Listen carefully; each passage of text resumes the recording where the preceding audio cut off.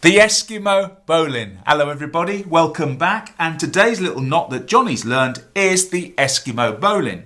Now I've also got to ask this question as well, is am I being politically incorrect by calling it the Eskimo Bowline?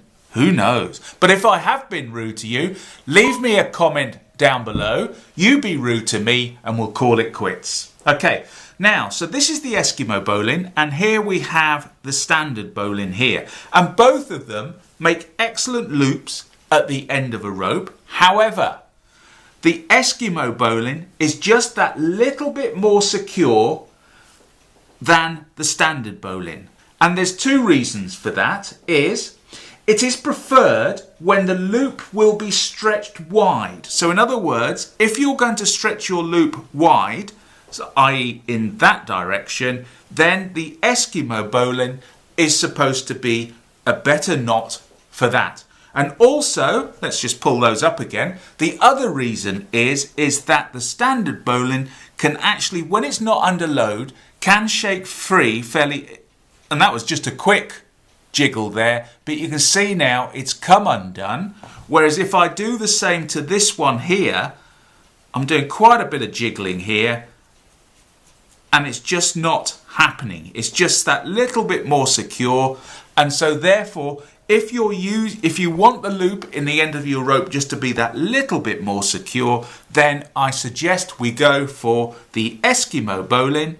And so without further ado, let's get on and let's get knotting. And I'll see you on the other side. Oh, and if you wonder why I always say let's get knotting and then something appears on your screen, if you type that hashtag into a search engine, you will see lots and lots of different knots that I've done in the past. Anyway, so let's get on the other side and let's get knotting. Right, so to the right hand side here, that's my working end. And if I pull it, I need a little bit of cordage for this. And if I pull it through here, to the left there is my standing end.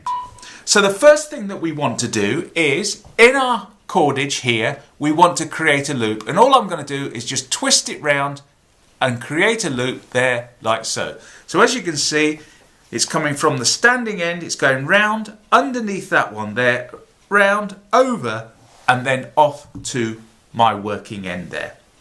Now the next thing that I want to do is that we bring the working end round, and what we're going to do is we're going to go down through that loop. So take it down through that loop and bring it out on the other side. So there you go, and you can see now here we've gone down through there, we've got a loop here and another loop here. Now the next thing I want to do is get hold of this working end here, and what I want to do is I want to pass it underneath that loop there so it comes up parallel with this one here. So we're going to go over the top of that loop there like so, then go underneath that loop there and bring it through, and hopefully you can see that,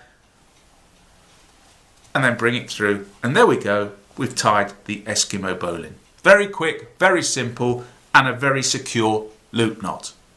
Okay, so anyway, if you enjoyed this and you want to see more videos like this, please subscribe down below.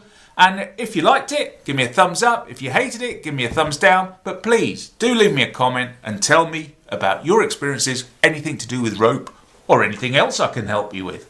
Anyway, once again, thanks very much for watching, and see you again next time. Bye bye.